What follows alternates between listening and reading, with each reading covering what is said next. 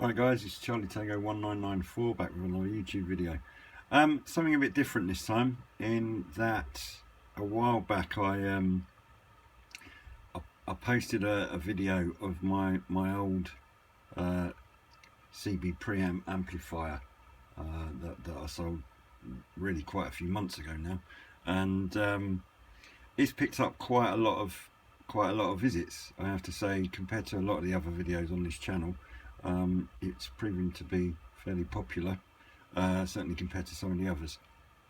So this other burner came up last week, and I thought I'd just grab it just to do a quick review of it, have a look at it compared to the other one I had, and really let you know my thoughts on it. So the previous video was an RMKL205P. That is the one with the preamp on it. Similar in some ways to this one, the Zetagi B150. In terms of its output, I think it's 200 on the sideband, and I think the KL says something like 100, 150, something like that on standard FM and AM. But I don't know how true these figures are. I mean, this Zetagi, I mean, it's branded as a B150, so one presumes that's going to push 150 watts. But lots and lots of people have said basically there's a capacitor inside of it which the maximum it will push through is about 75 watts. So I think if you are running just a legal 4 watt rig, as most of us will be, then hazard a guess that you're probably going to be pushing out about 75, maybe less, maybe 50 watts. So I think that was the difference on the RM when I looked it up.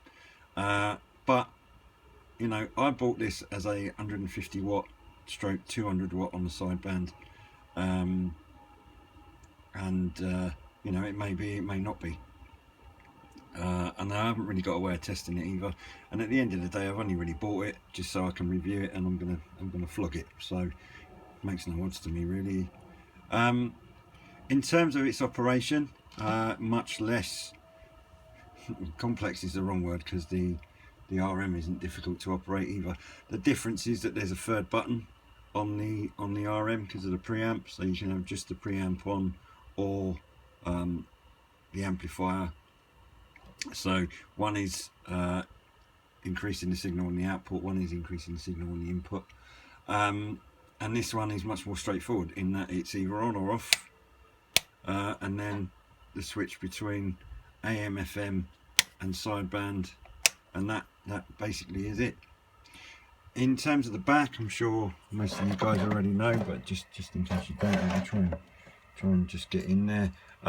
What's happening is that this coax is running out to my area in the garden, or up on the roof, and this is a patch lead. Actually, it's the other way around. This is the one that's running out to the garden. This is a patch lead that's running into the back of the CB. So in terms of the amplifier, it's just adding some electrical, adding some more power to the signal coming in, and then pushing it out to the radio. So it should be increasing your signal strength in terms of transmission. I don't know on this one.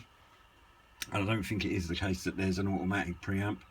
I don't know, with some of the models I think that there are, you know, when it's on, it's also adding some weight to the incoming signal as well, but I'm not sure how true that is. So there we go, this is the Zetagi B150. Just drawing a comparison between that and the I've forgotten what it's called now, RMKL205P.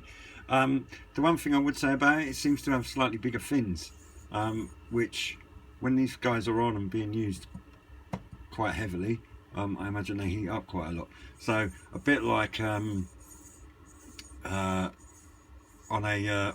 CPU, they have like metal wrapped around them like this, so that the heat that it generates, oops, excuse me, get it back in the middle of the frame, the heat that it generates kind of dissipates, and I would imagine that the cooling helps things not blow quite so easily, which I know I had an issue with I believe I haven't had an issue with one of the capacitors in the preamp of the other amp I had, which in the end was what made me sell it. So there you go. Just as I say, doing a comparison between that and the other amp that I've had. I've not really used it. This one, I mean, I might leave it on for this weekend and just see if I can get out a bit further or whatever. But here's another one to add. Hopefully get some more views on this one, because the amp seems to be very popular, as I say, the other video that I shot. So enjoy this one, and I'll be back with more YouTube videos soon. Cheers guys.